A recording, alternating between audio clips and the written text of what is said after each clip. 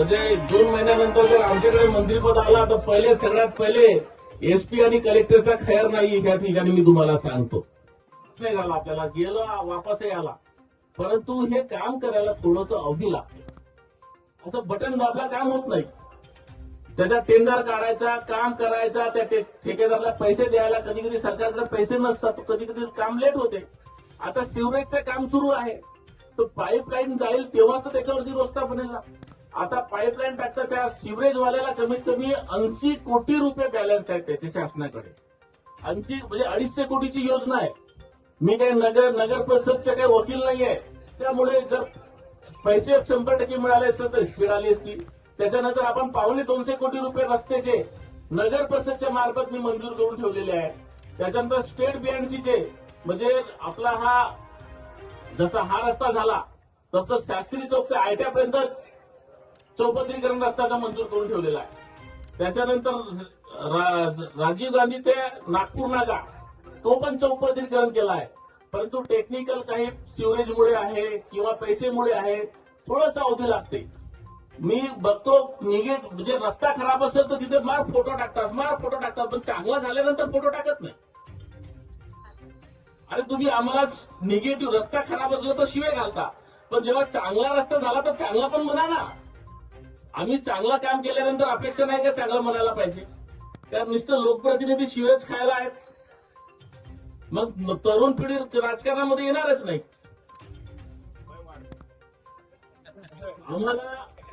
मला बिलकुल आवडत नाही राजूभाऊ, शिवे दिलं तर बिलकुल आवडत नाही. कारण आम्ही काम करणारे आहोत. ज्या दिवशी काम करणार नाही त्या दिवशी राजकारण आम्ही सोडून देऊ. कारण ते सापासारखा कोस काढत बसणार नाही. जोपर्यंत समता आहे काम करणार. भंडारामध्ये आजपर्यंत जेवढं नियोजन कोणी केलं नाही, कोणत्याच लोकप्रतिनिधीने केलं नाही, कोणत्याच लोकप्रतिनिधी काम मंजूर करून आणले नाही, तेवढे आम्ही केले. आणि त्याला अवधी लागते. 2 वर्षानंतर तुम्हाला मी सांगतो, जसं आज आपण ह्या रोडनं चाललं ना, असे रोड सगळ्या भंडाराच्या आजूबाजूचे होणार आहेत. आपल्या सगळ्यांच्या सोबत शिक्षकांना सुद्धा सोबत घेऊन याच्यावरती आपल्याला शहरामध्ये, कारण एखादा जिल्ह्यातला एसपी किंवा कलेक्टर येऊन आपला जिल्हा सुधारणार नाही आहे, तर आपला जिल्हा आपला शहर सुधारण्यासाठी आपल्याला आता पुढाकार घेण्याची गरज आहे. गरज पडेल तर त्या वाडामध्ये जाऊन आपल्याला आता माइंडसेट करण्याची गरज आहे. कोणी ड्रग्स विकत असेल तर त्याचा जर पत्ता मिळाला तर त्याचे कपडे उतरून त्याला मारण्याची भूमिका सुद्धा आता आपल्याला ठेवावी लागणार आहे. कारण आता ह्या ड्रग्स वेस्टमुळे आपला भंडारा शांत आता भीतीच्या वातावरणामध्ये निर्माण झालेला आहे.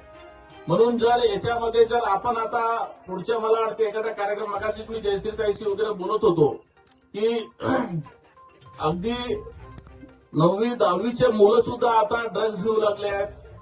आणि काही लोक तिथे अपघात होऊ लागले, मर्डर होऊ लागलेत. म्हणजे प्रत्येक पालकांना, मी सुद्धा एक पालक आहे, मला सुद्धा वाटते की माझा मुलगा बाहेर गेला तर सेफ राहील का. तर प्रत्येक पालकांच्या मनामध्ये भीतीचं वातावरण निर्माण झालेलं आहे. ही भीती नुसतं पोलीस प्रशासनच दूर करेल असं नाही, तर प्रत्येक पालकांनी, प्रत्येक मुलांनी आता समोर येऊन आपल्याला करावं लागेल. आणि या भागाचे आमदार म्हणून तुमच्या सगळ्यांच्या समोर मी राहायला तयार आहे, जेणेकरून हा भीतीचं वातावरण आपल्याला दूर करायचं आहे. प्रत्येक शाळामध्ये जाऊन आपल्याला आता समजवण्याची गरज आहे. आणि जे अवैध कामं होत असतील, मग तो गरज पडेल तर मध्ये जर पोलीस प्रोटेक्शन त्याला असेल एखादा अवैध व्यवसायाला, तर त्या पोलीस अधिकाऱ्याची ऐशी तैशी करण्याची जबाबदारी सुद्धा मी ह्या भागाचा आमदार म्हणून घेण्यासाठी तयार आहे. कारण आपल्याला आता हा बस झाला. 2 दिवसाआड मर्डर होऊ लागले. 2 दिवसात काय करतात पोलीस विभाग. खरं तर पोलीस विभागाने आता थोडंसं जे काही असेल त्यांची वाचली इज्जत, त्यांनी आता आपल्या हे अवैध धंद्याच्या मागे आता थोडंसं लावायला पाहिजे.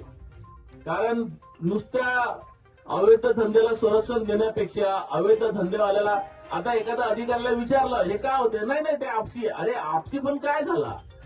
आपल्या विभागामार्फत काहीतरी असं अवेअरनेस प्रोग्राम चालवा जेणेकरून क्राईम नाही होणार. प्रत्येक पालकाला भीती निर्माण झाल्या म्हणजे काय, मग पोलीस विभाग कशासाठी आहे. ठीक आहे, संपूर्ण पोलीस विभाग करणार नाही, पण आम्हाला बोलवा, लोकप्रतिनिधी बोलवा, नगर परिषदच्या सदस्यांना बोलवा. सगळे सदस्य तयार आहेत. कोणत्याच पालकांना, कोणत्याच लोकप्रतिनिधींना या अवैध धंद्याच्या माध्यमानं क्राईम होत असेल, कोणत्या तरुण मुलाचा म्हणजे खून होत असेल, तर कोणत्या भंडारा रहिवासीवाल्याला सहन होणार नाही. त्यासाठी मी पोलीस प्रशासनाला विनंती करतो. मी त्या दिवशी एसपीनं सुद्धा सांगितलं, तुम्ही सगळ्या लोकप्रतिनिधीला सोबत घ्या आणि सगळे लोकप्रतिनिधींना घेऊन ज्या ज्या एरियामध्ये अवैध होत असेल, ज्या ज्या याच्यामध्ये ड्रग्स विकत असेल, त्याला पूर्ण जळापासून मुळापासून नष्ट करा. आणि जर तुम्ही जळापासून मुळापासून नष्ट करत नसाल, जर तुम्ही ह्या क्राईम थांबवत नसाल, तर वेळ बदलते.